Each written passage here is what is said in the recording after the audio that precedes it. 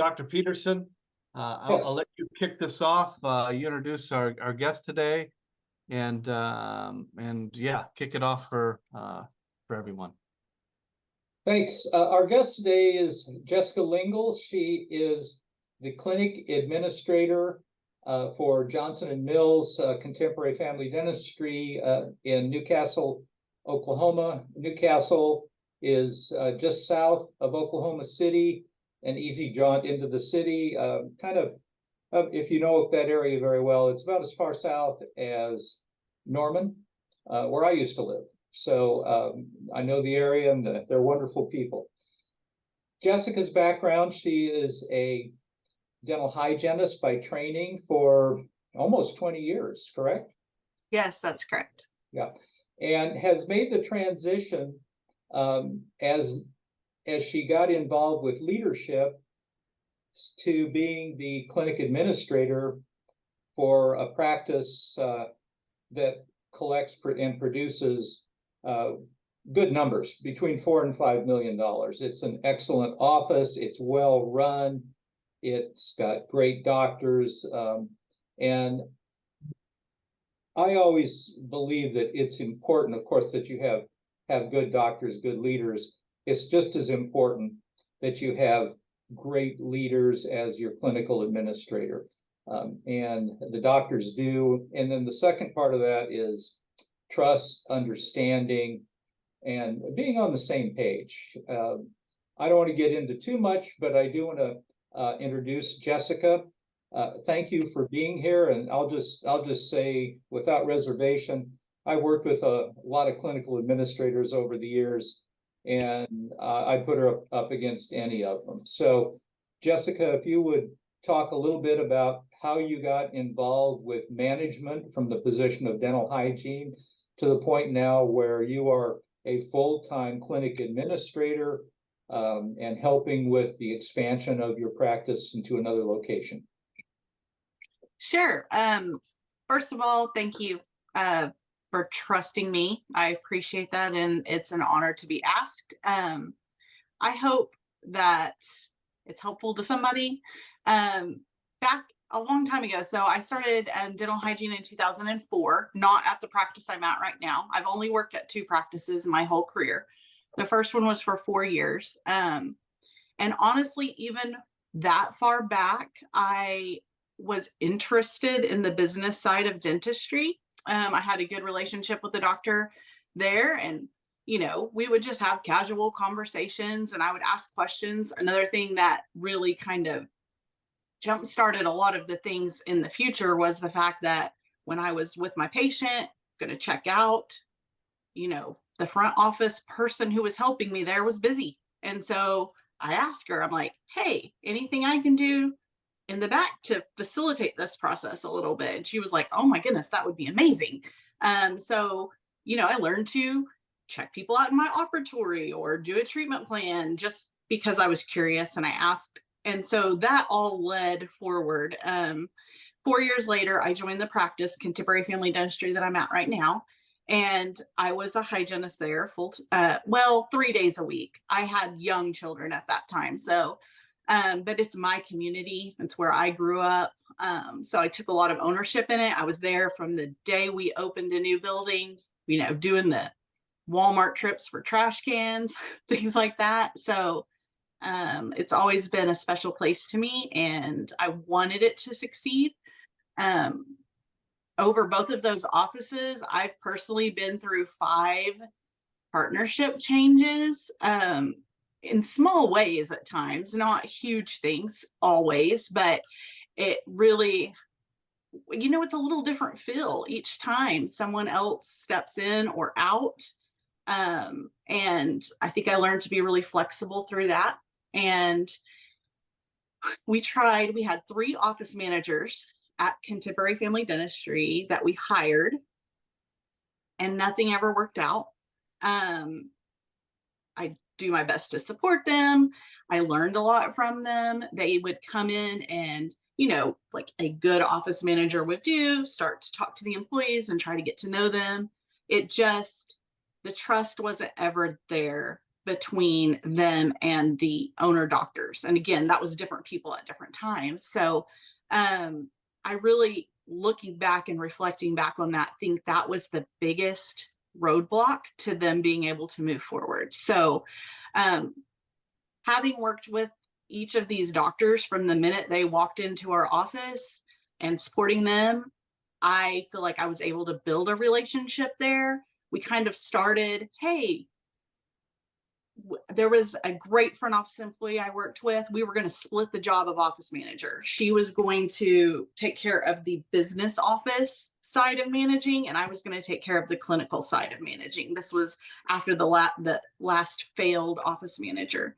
Her parents got sick around the same time we were going to make that transition, and she needed to go take care of them. And so I ended up kind of taking the whole role on, and I knew quite a bit about the business office side of things from just what I had done as a hygienist. I didn't know a lot about insurance contracting and things like that. That was lessons I learned as I moved forward. But again, I've always been curious. So it's gone really well. I did it 1 day a week at first. Like I would have 1 day with no patients, and then I would see patients the other days of the week. And then we went to 2 days a week. And then it just got to the point where I couldn't do both jobs well. And so we needed to commit one way or the other.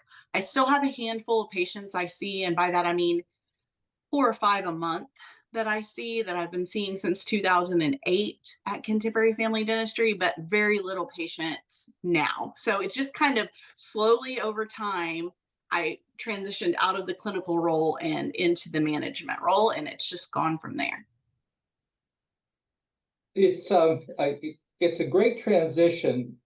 And one side comment for everybody is look for talent, understanding, desire, ownership in your existing staff. If you're having trouble finding strong leaders, especially the clinic administrator, look real hard at the people in your office and ask some questions. Are they interested in it? Is this something that you should never try to talk somebody into? I know Greg has always stressed that, because if you think someone would be a great leader and they don't really want to do it and you talk them into it, they're going to fail. And 6 months later, when you ask them why they fail, they'll tell you, I never wanted this job in the first place. So listen to them. If they're interested, help them develop. Now, I will also tell you that this office is very good at communications. And I know, Jess, that you arrange for meetings for leaders, for staff, on weekly basis, on monthly basis, on quarterly basis, and as other things come up, just as the World Leadership one that you attended not too long ago. So tell me a little bit about the communications in your office and how that works, because I'll just tell you one other thing as a consultant. Office meetings typically are set around lunch hours, let's say from 12 to 1, and a lot of people don't show up until a quarter after 12, and then they eat and they start their meeting, and then about 10 minutes till 1, the first early patients show up, and they're looking around and knocking on the doors or windows, and pretty soon your hour meeting is 20 minutes long, and it's hard to get much accomplished. So tell me how you operate your meetings, the type of meetings that you have, and how they actually benefit your office and its tremendous growth, as opposed to eating up precious clinical time. Sure. Well, from this point forward, I just want to say that I'm a huge consumer of information. I listen to podcasts, I read books, I listen to books mostly now because it's usually on my commute. I think I told you on our call this week, Dr. Peterson, I said, if Solomon said there's nothing new under the sun in Ecclesiastes, then there's nothing new now. So anything that I am saying is I am parroting things that I have learned or strategies that I've heard from someone else. So I use a lot of different things. We're also very much not afraid to try something new. We're not afraid to say something failed or we tried it this way. And you know what? That was a great experiment. It didn't work the best. Let's, pivot. So I would say our current meeting structure, and it's been an evolution. So we used to do exactly what you said. And again, I believe this was with a little bit different ownership, but it was a lunch meeting. It was once a month. And it wasn't the worst in the world. We had an hour and a half allotted, but that was pretty much a doctor-led meeting that was just do this. This was a problem. Don't do this. And we moved on. We have done, we do a lot better now. So our current, I'm just going to go to what we do at the moment. We have, first of all, 4 quarterly meetings with what you would consider to be the board, which is our owner doctors and myself and the clinical team lead and the front office team lead, who is actually now the clinic administrator at Newcastle. I'm sure we'll get into that in a minute, but we have basically a board meeting every quarter. This is an entire day that we take outside of the office. We usually do it at Dr. Johnson's house or Dr. Mill's house, and it's kind of a state of the practice. The first one of the year, we set goals for the year. We review the year before, see what went well, see what didn't go well. We'll talk about plans. We give everyone goals for the next quarter. And honestly, we don't give them, they set them themselves. So my clinical team lead comes up with her own goals for the quarter, and she lets all of us know what those are, what she's planning to focus on. We have monthly full office team meetings. These are a half day a month. So we take an afternoon. So everybody goes to lunch, comes back. We are always going to have a housekeeping section. Our housekeeping section is going to be those things that we used to cover at that lunch meeting. It's the things that we need to just the tactical, hey, here's a new software, here's how you use it. Or we're having a problem, remembering to take a PA in this circumstance. Let's go over some of those cases, and here's what we need to do. We had a case study section where doctors are able to, we pull up the x-rays. We have basically a Google Slides document going all the time. When a doctor in their practice comes across a good case that they'd like to review, they might flag it to our assistant team lead. She screenshots the x-rays, she screenshots the photos, she puts them into the Google Slide document, along with a few details right then. That way, when we get to our meeting at the time each month, it's ready to go.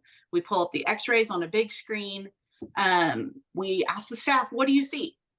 What stands out to you? And this is front office included, because they don't always get a lot of this education. And it really does help them at least have some kind of idea what's going on in the back and what we're talking about all the time. So pictures are great. We go through it. It helps us to establish associate doctors' work with the staff. Like, we're able to put up cases that they did and say, man, this was look at this endo. It was really great. Good job. It helps the whole staff be on the same page. It helps with calibration as well. However, our doctors actually have a calibration meeting once a week. So for 30 minutes on Wednesdays from 8 to 8:30, all the doctors, the 2 owners and the 3 associates that we have right now at the Newcastle office, they do case review from the week before. They are looking at x-rays. They're asking questions if they have questions. They are showing things that they learned. Dr. Mills kind of really takes the lead on that. She, to a large part, does the clinical quality control in our office. And so she does a good job leading that meeting. We also have on Wednesday, or on that same day, we have our, I'm kind of calling them same page meetings now. So this is with the owner doctors, the assistant team lead, the front office team lead, and myself. So again, once a week we go in, we have a set agenda.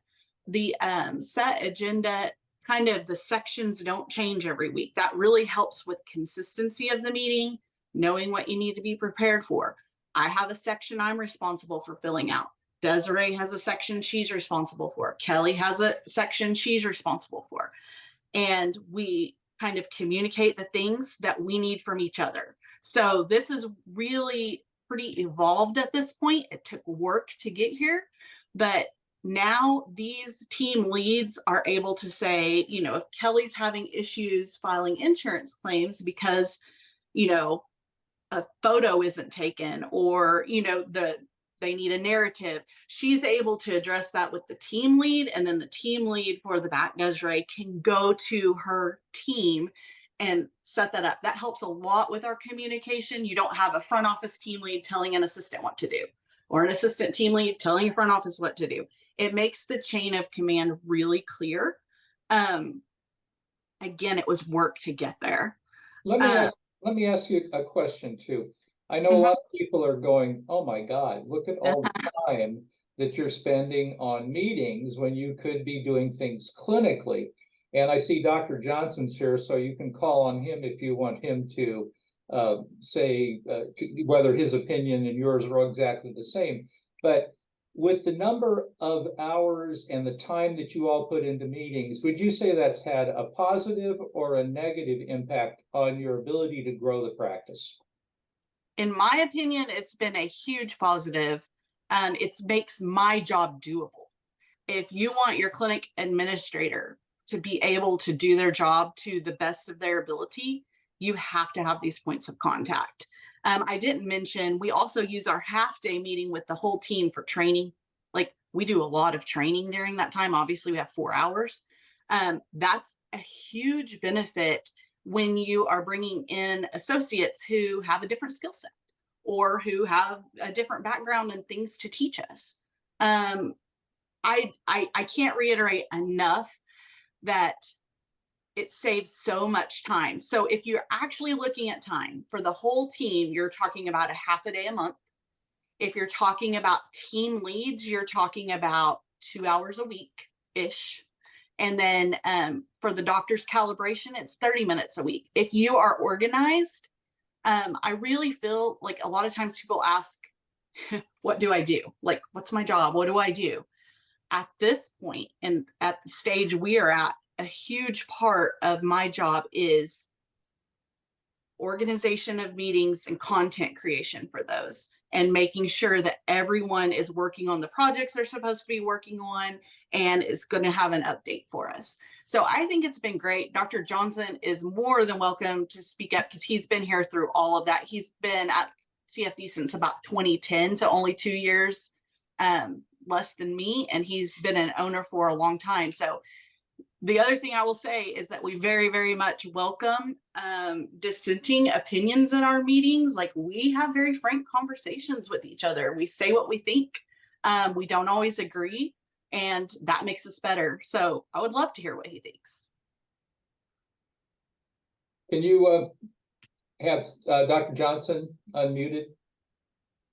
Wes? I'll ask him, but I don't know if he, you know, he might just be logged in. I don't know if he's watching, so I asked him. Oh, he better be.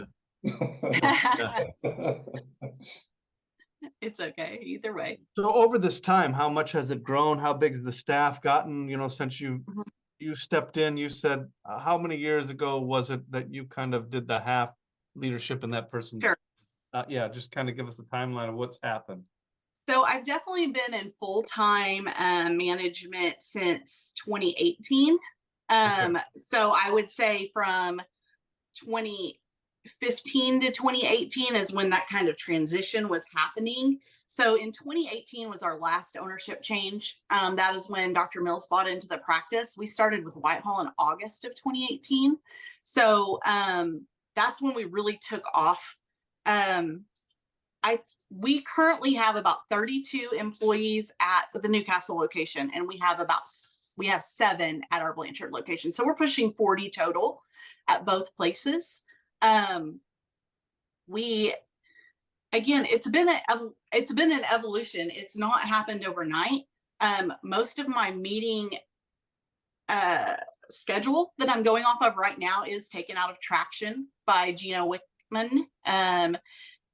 A lot of that really resonated with me. I don't take anything verbatim from anything that I really read. I make it fit what works for us. And so we're actually talking right now about editing this. Adding the second office has really kind of, it makes it different again. So back in the day, like, I don't know, 3 years ago or so, I felt like I was having the same meeting over and over and over and over. Like, I would have to tell the leads this, and then I would have to tell the owner doctors, and then I would have to tell the associate doctors, and it was wasting my time. Like, I've said the same thing 3 times. So that's when we really started dialing in and trying to figure out how to be more efficient. We changed Dr. Mill's schedule. So she sees patients three days a week, and her 4th day of work a week is meeting day. So she's an owner. She needs to be there. For a lot of time, we were trying to keep her up because she's in the chair seeing patients on that day. And then we'd have to restate everything we did. It was very inefficient. With the second location now for quite some time, I mean, we're coming up on a year. November will be a year for having the second location. And for quite some time, the things have been very separate that we needed to go over, but we're getting to a point now that I'm repeating myself again. And so that tells me I need to update our meetings and the way we're going, because again, I'm not being efficient with my time, and my time's pretty valuable. So I want to make sure that it's a constant fine tuning. The second location, was it a cold start? Was it or did you buy a practice? We bought a practice from a retiring dentist. So it is a very small practice. It's a 3 operatory building. So 1 hygienist, 1 of our associate doctors moved to that practice and actually did buy into it. So I have 3 owners at that practice. It's gone. I mean, there have been bumps. We could probably do a whole talk about just that, but it's getting there. We are building a building in Blanchard, and it's going to be 16 ops. So we're going to take that and move on. So we had a small base to start with. A lot of them were elderly, are elderly. Many stayed, a few didn't, like, it's going to happen. So it's gone well, but we did have a base to start with. We also retained 100% of the staff that was working there before. It's had good sides and bad sides. So, like I said, we could almost have a whole talk about that, but correct me if I'm wrong, but you pretty much doubled the monthly production in the time that you've been there. Correct. Yes. Out of the 3 operatories we have, I mean, it's probably 40. I mean, it's probably, right about double, just under it. And it's got more potential. Like, I mean, it's not like we're tapping the potential. We are very limited by the chairs. The fact there's only 3. Totally, yeah, you're totally limited.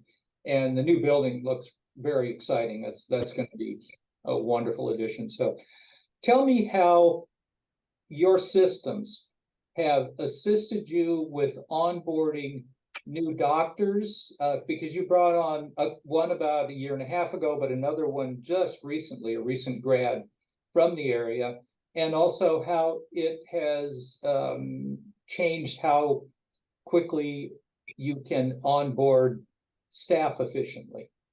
Sure. We have, in total, we've gone 4 for 5 on associates. I'm sorry. So I've only had 1 that did not work out. I never hired an associate. Dr. Murray, the one who bought into our new practice, was the first associate there since I've been doing this. And so again, we've done pretty well. I've learned a lot. There are some things that are easier to evaluate than others when it comes to associates and hiring. We have a new one that's just been with us for about a month and a half. She's going to be fantastic. Like, it's going to work very well. I think personality is a huge part of it. The systems that we have that have helped her be successful, a lot is the fact that our staff is stabilized. So if I go back to those 2018, the staff that I have now, I mean, I do have some of them, but there was a lot of turnover. When we really started holding people's feet to the fire, when we really started knowing what direction we wanted to go, You know, some people fit into that and some people don't. And it didn't all happen overnight. I honestly, my leadership style, I'm pretty nice. I am not a real like black and white and you know, sometimes maybe I should be more. I have a couple of the leaders that I work with have a more black and white style, and that makes us good for each other because I mellow them a little and they help me, you know, make some hard calls sometimes. But things usually work out. We've really reached a point that our culture at the Newcastle office, when someone comes onto our team, if they're not going to fit, they remove themselves really quickly. Like they know, you know, they come in and it's like my whole team now is like, this is how we do it. This is, you know, this is our way. And they show them and they're very nice and they're helpful. But if people aren't interested in working, they don't work out usually at Newcastle. Like we go to work and we go home. So we work hard while we're there. We want to go to work, do our jobs, you know, help our patients, and we want to get done and we want to go home. Dr. Johnson always says that he wants it to be, and he stands up there and says this all the time. He's like, you know, your family is your first job. I want you to be at your best for them. He's like, I want you to go home and do that job.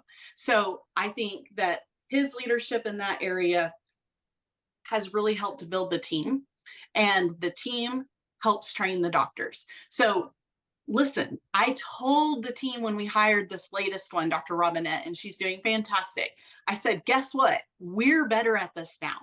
Like in one of those meetings, when I introduced that Dr. Robinette was going to be joining us, that she was excited to come, I said, and guess what? We have experience with this now too. So my team welcomes them. They're very good at knowing how to talk to the doctor, the assistant, with a new one and be like, hey, tell me why, can you explain to me why you did it this way? That way they can maybe point out things that a newer doctor doesn't know without being like, hey, that was wrong, you know, like, and they're an assistant telling the doctor. They're good at leading with questions and being respectful. I think that our doctors are huge. I have some really great owners and associates who are willing to like take a new doctor under their wing and really help them grow and be better and talk through cases. So that calibration meeting is huge for new associates as well. I don't know. Have I answered your question? Yes. And I just want to tell everybody, I've received about 3 different texts from Dr. Johnson. He's got some computer problems and is having a little bit of issue, but he's sending me comments that are very similar to the things that you're saying. So he's listening and paying attention and sending me information, but he's engaged as, I guess, a third party almost at this point. So, yes, you know, I love the word calibration with the doctors, you know, going back to my licensing exam days, very important for what we did then, very important for consistency within the office.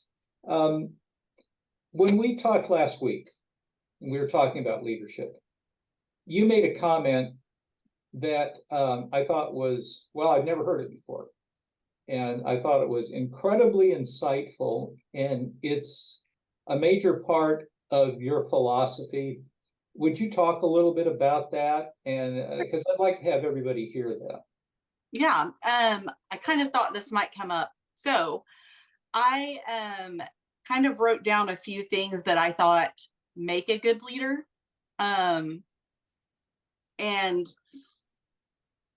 CA position, back office leader, front office leader, however you want to name it. There are just different things that will make for a long-term person, but they have to be humble. And everyone has a really unique definition for that word for themselves. When I say humble, I mean they have to realize there's a lot more out there that they have never even been introduced to. There's a lot more out there to learn. There's a lot more out there, you know, different innovative ways of thinking. Like if you have somebody that is not willing to get out of a rut or ever try something new, it's hard to be a leader because leaders have to go first. the team isn't going to want to do that stuff. So if the leader doesn't make that happen, it's not going to happen. I think that they have to be smart. They have to be eager. You mentioned they have to want the job. You don't want to talk them into it. I almost say I would take it a step farther and say if a leader, I don't want to talk them out of it, but there's a lot of people who think they want leadership that don't. So even if they think they want it, they may not actually want what ends up coming. So I'm pretty frank and upfront about the things that come along with leadership that they need to consider before they go into it. They need to be able to receive feedback, and they need to be self-confident and assured, because they're going to get attacked.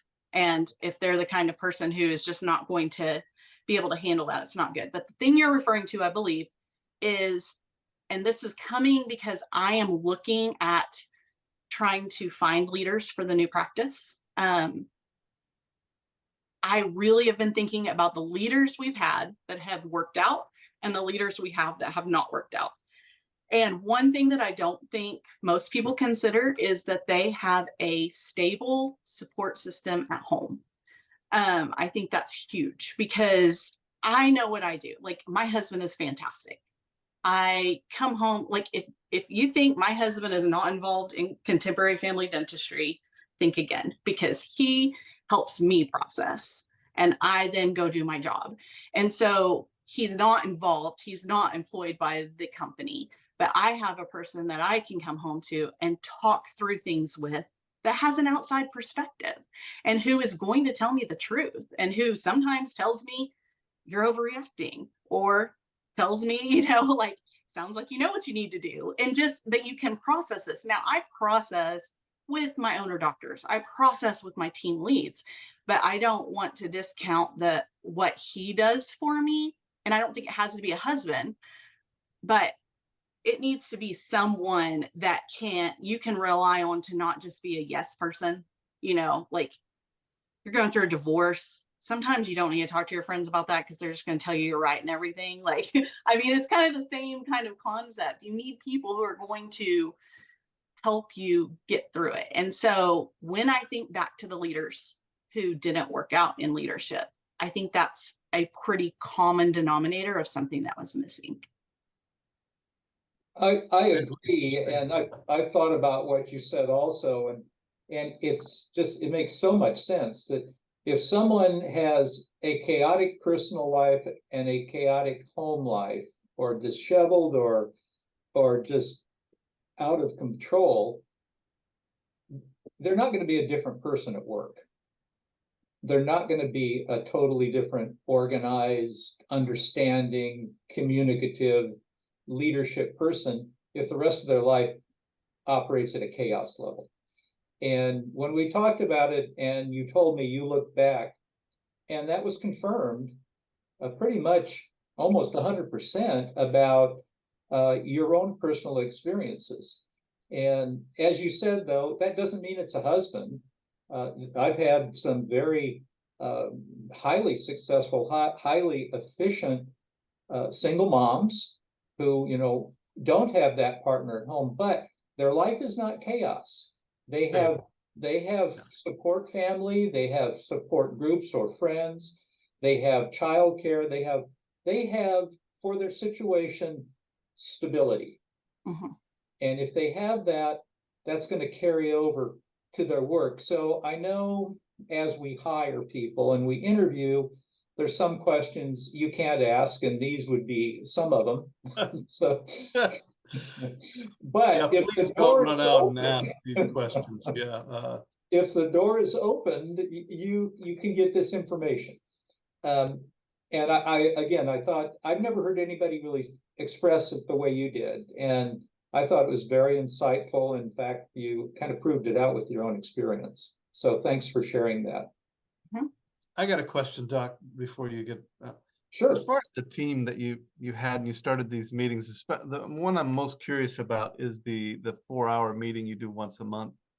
When you started that, how long did it take for you to get the turnover down and the I guess the performance up to where everybody kind of knew what they were doing? And how long was that process? So if put it as a start date of 2018, and I would say August of 2018, so halfway through the year, I would say by 2021, we were pretty stable. So 3 years. Took a while. I mean, we have added to our staff recently. Over the last year and a half, we've made additions.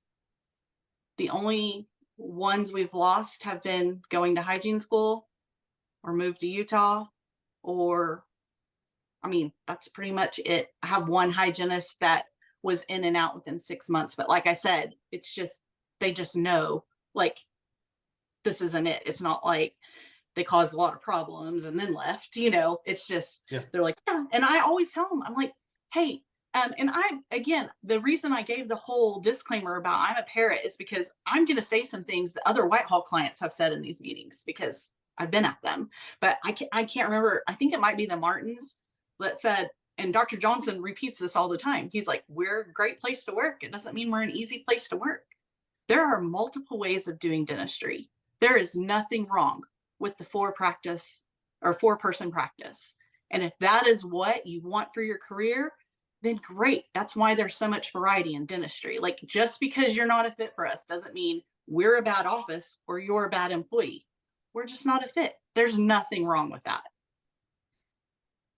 Agreed. There are so many different practice models and business models in dentistry. And I mean, when I finished dental school, there was pretty much one, either that or go work for the state or the VA or something. But now there are so many alternatives out there and just different types of practices. And many of them fit, they have to fit the character and the desires of the owner. In where I live in Phoenix, when I moved here from Oklahoma and set up my practice, there was a really nice older dentist who was also an amateur astronomer. In fact, he discovered a comet. I mean, this guy was really into it. He had his observatory up in the mountains.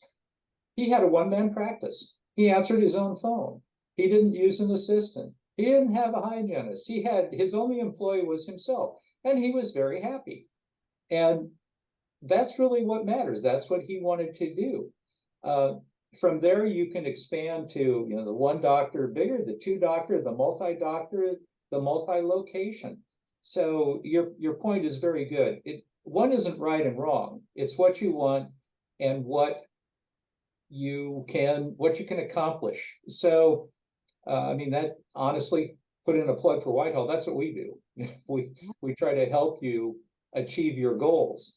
I want to ask another question too, actually a couple. You talked about people who have influenced you and where you've gotten a lot of good information. So I'm not fishing for compliments, but who are people that have really influenced you, and who are the people that you listen to and look up to?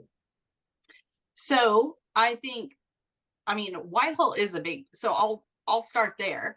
I have been through 2 other consulting companies before Whitehall, and there was good value in some of the things that they did, but it was more cookie cutter.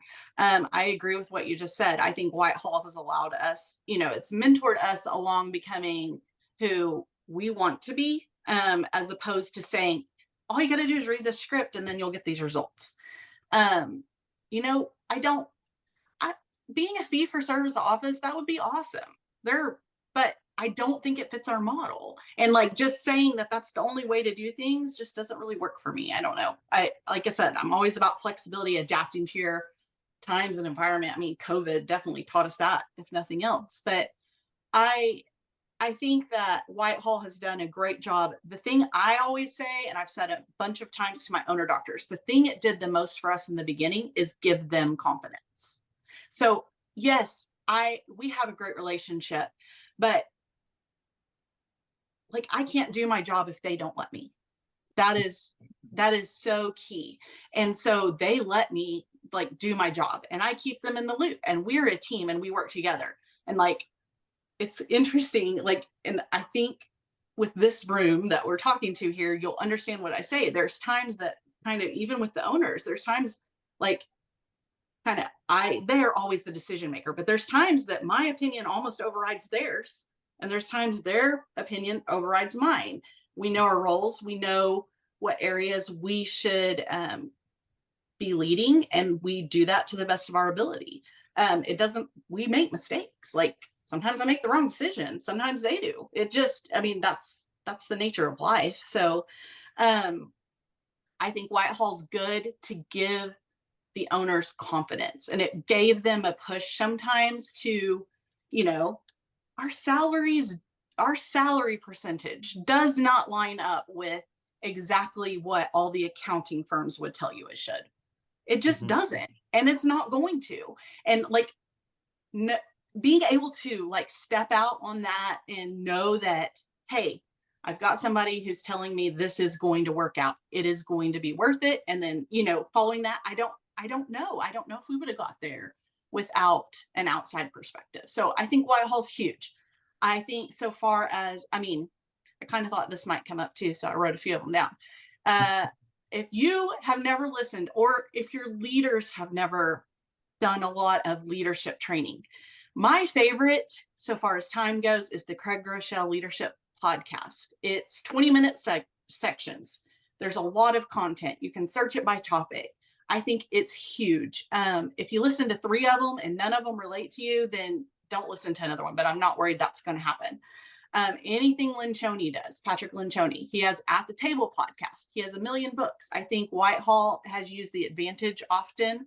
I know Dr. Peterson has. We like The 5 Dysfunctions of a Team. That's something my whole team has read together, and it's been good. We attended the Global Leadership Summit last week. It is held locally in Chicago, but it's broadcast all over the United States, all over the world. It's 2 days of speakers. Condoleezza Rice spoke. Sent Marshall, the CEO of the Dallas Mavericks, spoke. And they're all 20 to 40 minute talks about different topics: trust, building communication, all of these things. There's so much out there in the day and age we live in.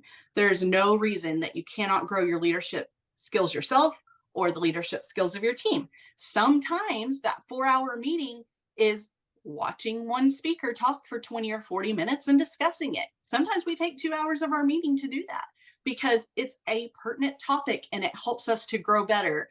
I'm interested in our team growing in all areas. Dentistry, I want them to be better parents. I want them to be better spouses. I want them to be better citizens. It's about a lot more. I mean, a lot of what I do now is I push our office forward, but I enforce our core values. I enforce our, mission statement and things like that. And it's all about them. If we get to the end of our careers, and I feel very confident Dr. Johnson and Dr. Mills would say the same thing. If we get to the end of this and we have made a way for 40 people, many single moms, to raise their kids, support their families, put their kids into college if that's what they want to do, have a career with a retirement program. If we're able to provide that, we're going to be really proud of that. And all of these things that we do training wise and that's what the motivation behind all of it is. I think Dr. Looney says the same thing. Take care of your staff, they'll take care of your patients. It's about them, and it's always about the person over the system or the project or the whatever. I also really we're going to a John Gordon event in Boston next month. He's a great speaker. I have personal mentors that are in business. I have patients who are in business. I have 2 patients who are, they've led great companies and way bigger than, our company is. And you know what? It's really hard to clean their teeth because we're always talking the whole time they're in the chair, because I want that. I need to schedule another hour just for this. There's some men and women that I go to church with who are huge leaders in the state of Oklahoma and in their companies. And I will listen to anything that they say. So there are people all around you, but you have to be willing to reach out, ask questions, and engage in that conversation. That was great. Thank you. Can I ask about looking for leaders? You alluded to some of those things earlier, but when you are faced with hiring a new leader, I think you have a new office, so you probably had to go through this recently. What's your process? Do you look internally only? Do you look both outside and inside? You talked about some of the, obviously the quality you look for, but a Yeah. lot of us out here are looking for a new leader, right?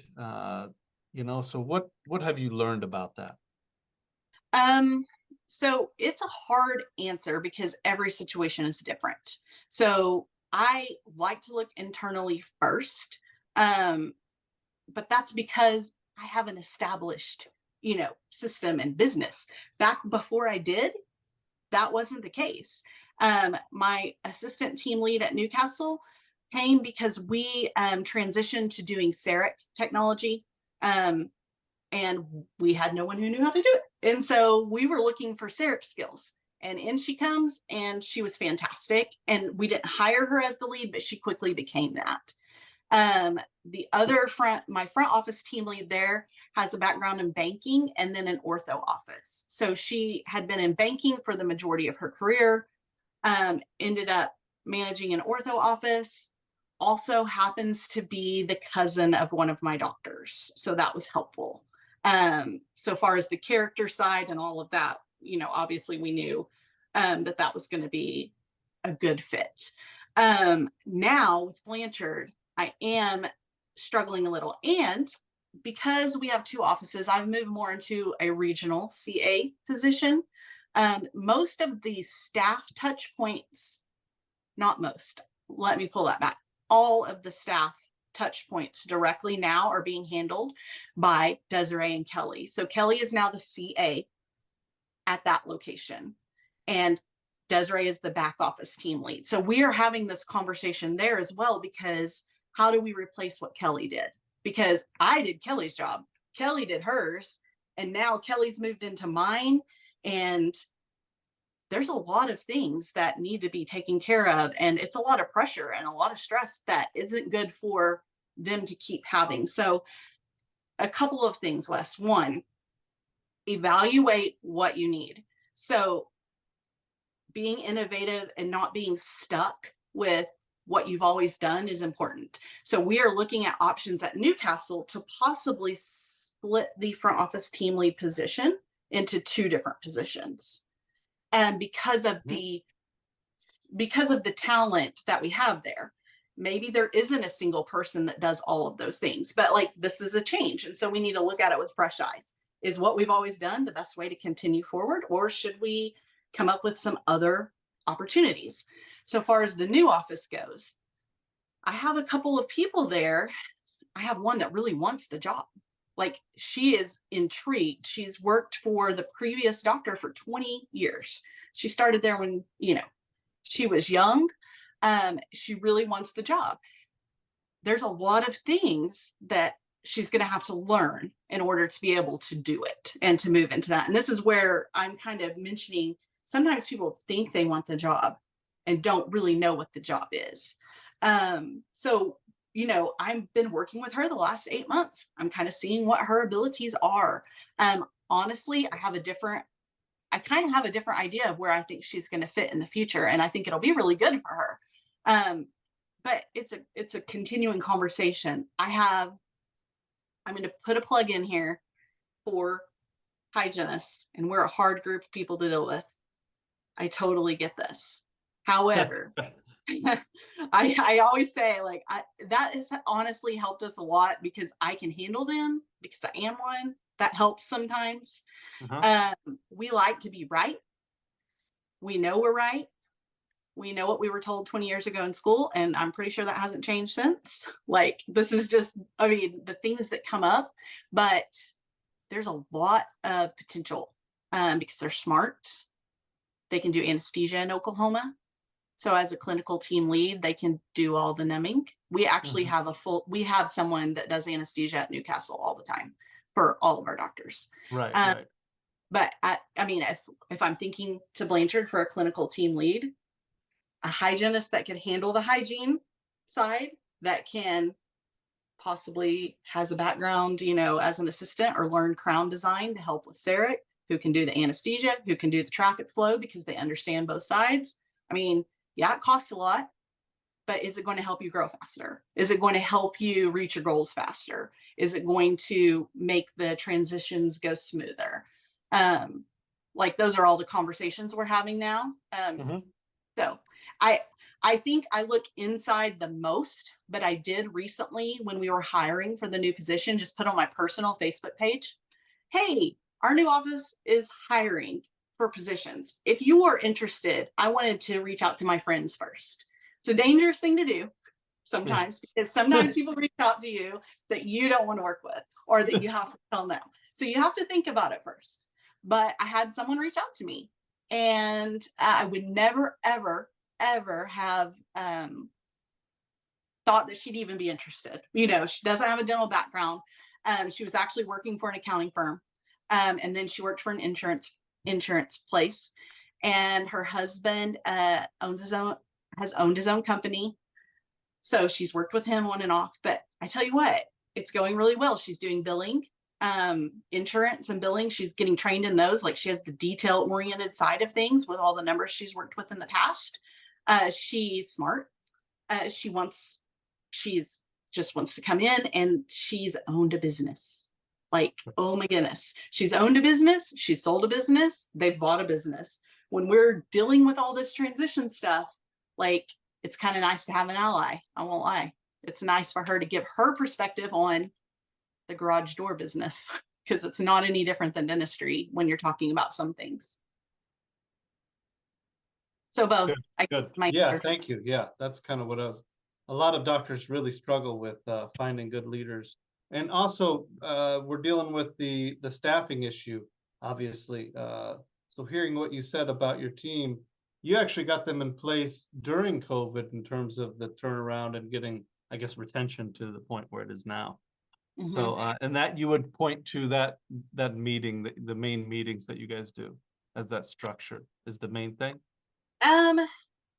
Okay, well, COVID's a whole, it's kind of another conversation too, Yeah. but I'll tell you a couple of things. One, when that all went down, everyone was, I will just tell you from my experience, and again, Dr. Johnson and Mills, I hope that they would agree with this, but from my perspective, and this isn't just to our office, but a lot of owners of all kinds of businesses, restaurants, etc., like they just froze.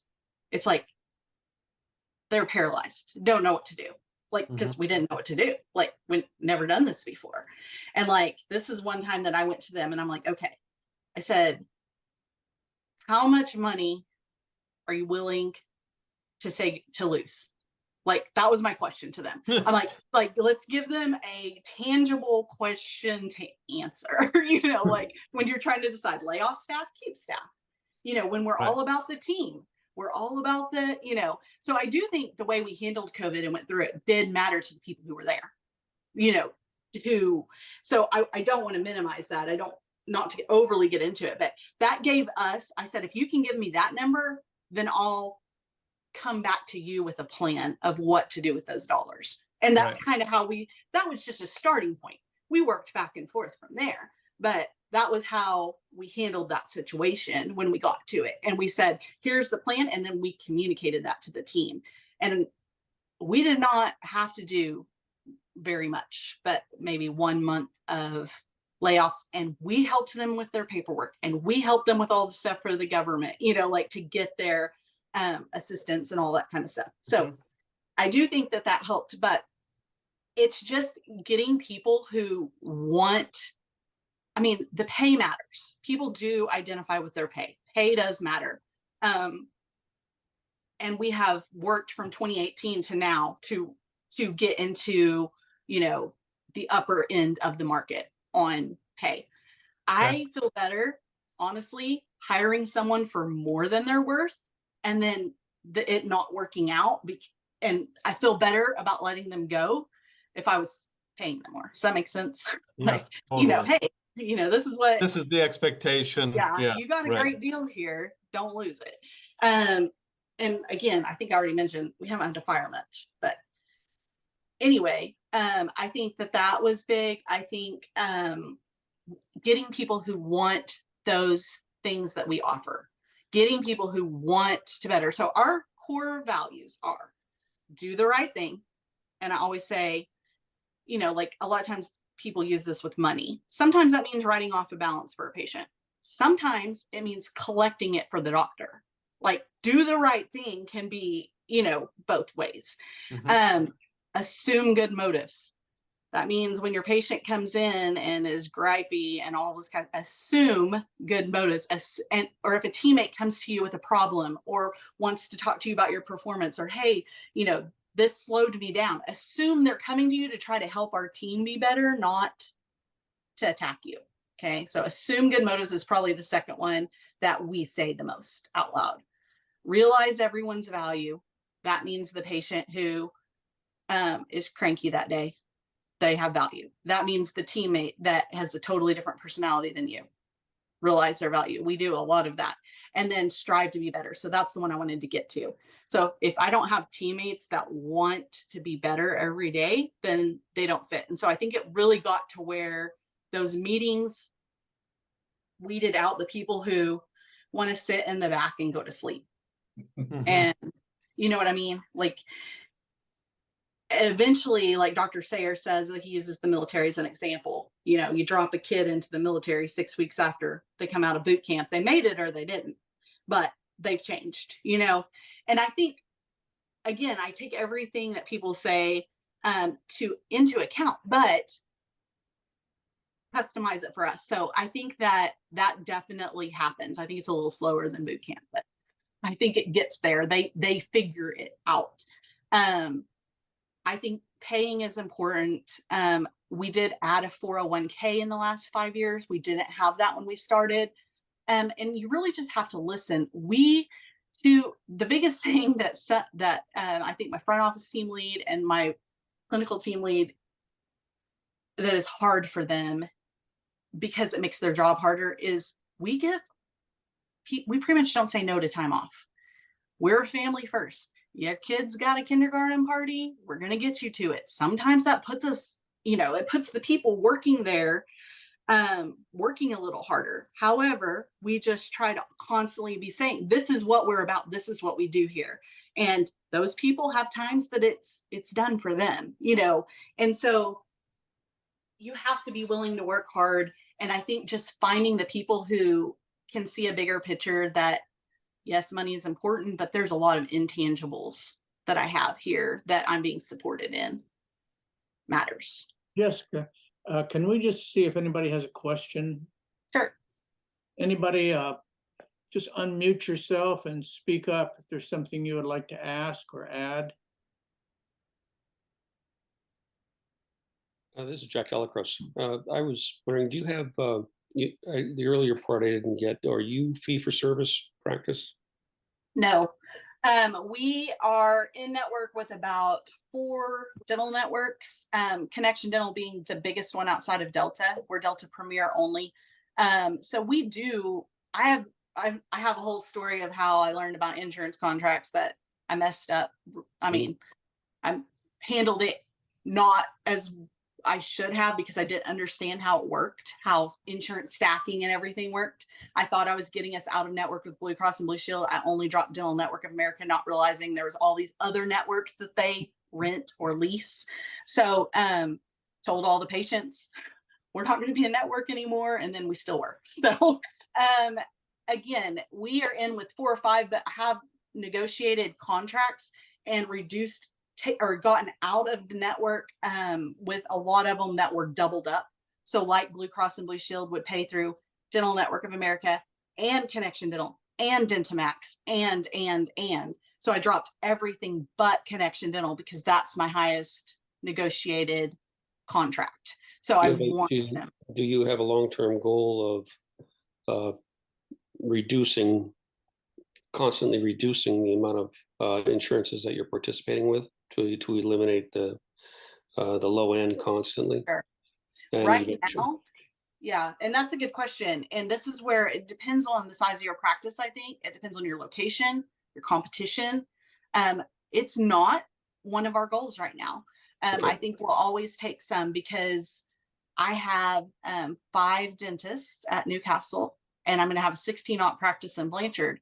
And I'm more concerned with making sure that we keep a good flow of patients going through. If we were a 8-aught practice, it might be different. Got it. Do you, I didn't get to the early part where do you do accelerated hygiene visits, or do you do a set time, 50 minutes, 60 minutes? Sure. That's a good question too. Just in my experience, just so you know, my first 4 years of my career as a hygienist, I did accelerated hygiene in another practice. I feel like it can be done well, and I feel like it can be done poorly. So I think if you want to do accelerated hygiene, it's a great option. I think you need to pay more for it to the hygienist, like it may be a 20 or 30% more than you would be paying to a single column hygienist. And they need to have an assistant that is dedicated to them. So I think it can be done very well. We do not do it. It is just something that my doctors have set up from the beginning. They wanted each hygienist to have a strong relationship. Again, I will just say, I feel like I could make a strong relationship with my patients even when I was doing accelerated hygiene. But it depends on what kind of hygienist you're finding and what they're willing to do as well. I was actually thinking about this because I know so many people are dealing with hygiene, and I was reading about a practice that they didn't want, the hygienist was pushing back against accelerated hygiene. And I think maybe I think the approach I would take with that is explaining that if we can't do this because we maybe can't find another hygienist to take that spot, if we can't do this, it's going to affect your teammates because I'm not going to be as busy as the doctor, and I'm not going to need as many assistants, or I'm not going to, like we're going to have to make changes somewhere else if we can't accelerate hygiene because I can't hire someone. Like that's more the approach and the conversations I would be having if I was having to kind of talk a hygienist into doing accelerated hygiene. I would reward them for it, and I would explain the impact it's having on the whole office if I literally can't find another. We have 5 hygiene chairs a day, and they all see, it's 60-minute recalls. So they see 8 patients a day. And then the typical scaling and root planing is an hour and a half. New patients typically come through the doctor's side, so that it's decided if they need scaling and root planing or a regular prophy on that side. So it's scheduled for the appropriate amount of time on the hygiene side. Yeah. We talk about practices and consumerism post-COVID with a backlog of hygiene patients. The consumerism portion of it was how the acceleration was presented to be able to accommodate the patients and accommodate the, from a consumer standpoint. Practicism standpoint was to kind of keep them at a single column, and patients are going to be put out and waiting a long time. Mm-hmm. So we tried to thread the needle with and present it, and it is assisted hygiene. And we have 4 hygiene chairs, so there's always an extra chair for if someone's running behind a little bit, or for someone else to stage another patient ready to move in, so that the hygienist can just walk in and start doing her hygiene. Mm-hmm. So yeah, I mean, the practices and consumers and things always kind of a theme that we try to work around, and a lot of our philosophies are similar to yours. Yeah, I think there's a lot of things coming with hygiene. Again, I could go for a while on that, but I know we're short of time. I'd be happy to talk if you need to talk. Okay, thank you. Any other questions? Anybody else? You can just unmute if you got another question. How about marketing this practice? What do you guys do for that and the new practice? Mm-hmm. Well, first of all, we're very blessed with the market we're in. So we're in an easy market. It's not dental saturated. We do mostly pay-per-click on Google, and we say yes to everything that is local school related. So all of the banners at the schools, and we're pretty involved with our local chambers. Both are considered rural communities. So that is very different than being in Salt Lake City or LA or, even Edmond, Oklahoma. So we have a strong presence. We like my shirt I'm wearing. This is what our staff wears, but we give them out to patients. Our shirts are everywhere. People wear them all the time. We're all going to our kids' ball games. We know our community. So we don't spend a very high percentage, not for what we produce and collect on marketing. Honestly, we do have a membership plan. We do run a 99. What is the percentage? What is the percentage?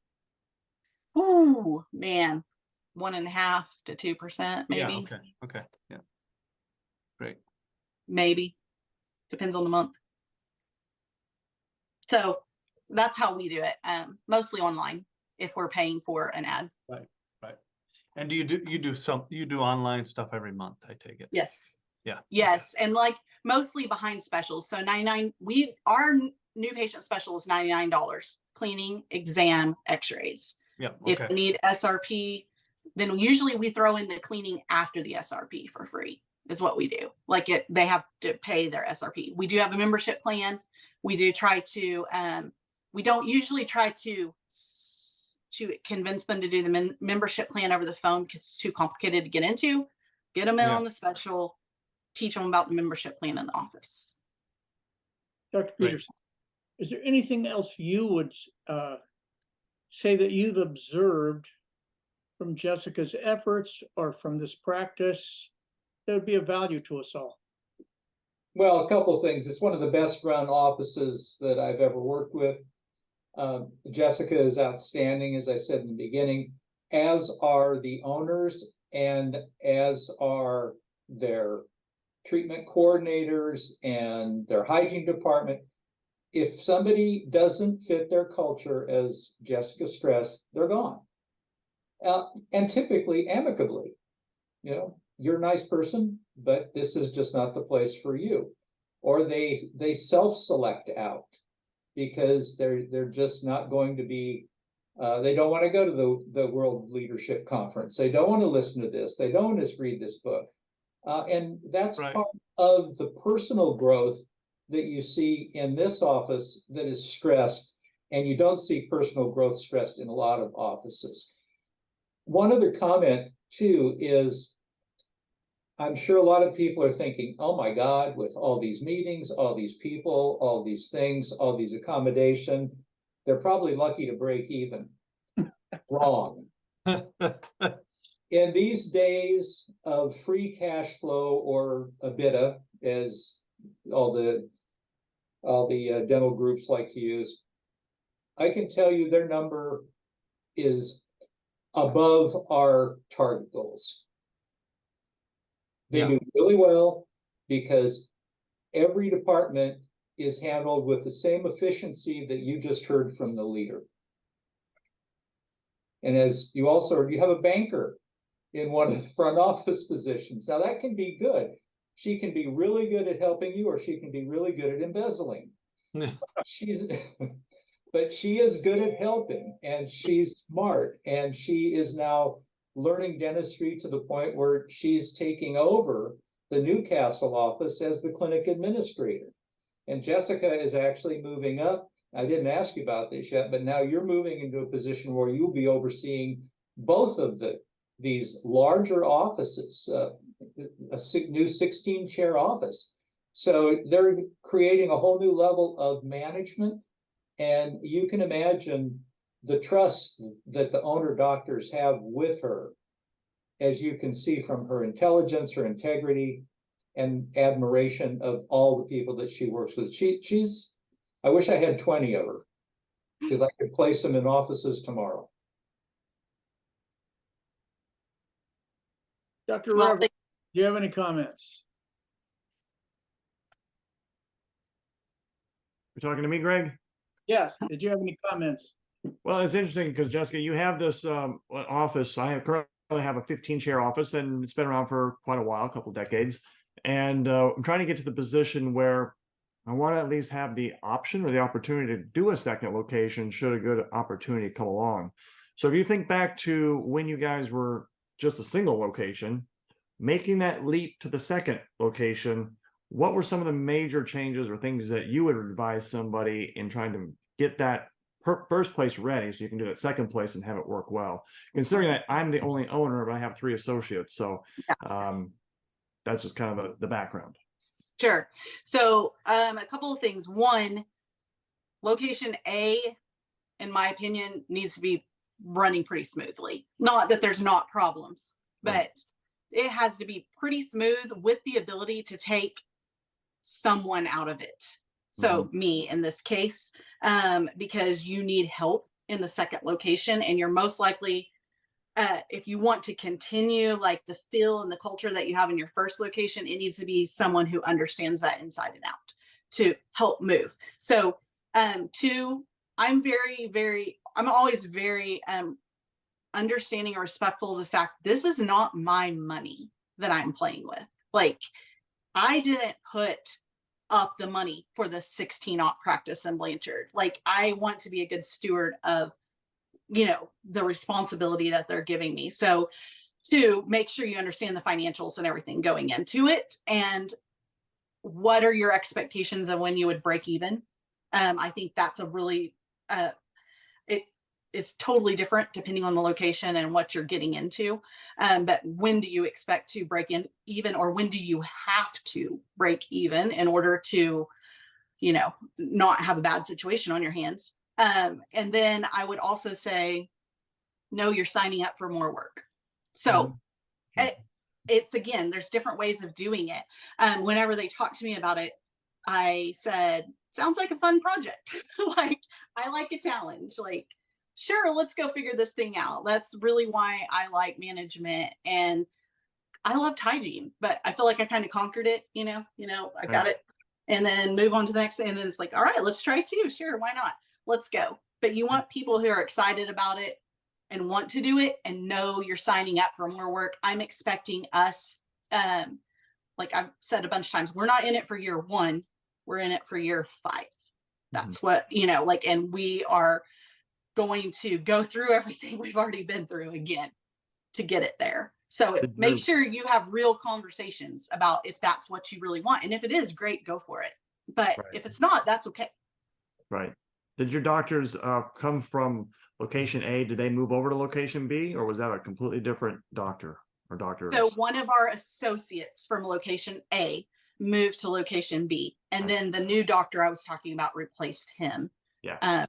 At location A. So I need another. I'm going to be hiring for the new office because I need to open the door with 2 providers, and I only have 1 right now because there's only 3 chairs. 3 chairs, yeah. Great. All right, thanks. Wes? Yeah, you answered all my questions. So I thank you for having you on, that you would join us and talk with our doctors and give us your insight. I thought it was great, especially from your perspective as a leader and what you've been through. And one thing that I took away that I will say is true, that I do believe, is the thirst for knowledge. The clinic administrators that I see work out have some of what you have at a very high level, obviously, but almost all of them have that thirst for kind of that business knowledge that you're talking about. Obviously, I don't know how to identify that, other than getting to know people or people that work for you. But that is something that's interesting. It is interesting. You said a stable home environment. That's an interesting thought. So, all right, yeah. So thanks for listening. We'll see you in a month. We'll have another person on, and so thank you. Thanks everybody. Thank you, Dr. Okay. Peters. Thank you, Jessica. All right. Thank you. Okay, thanks.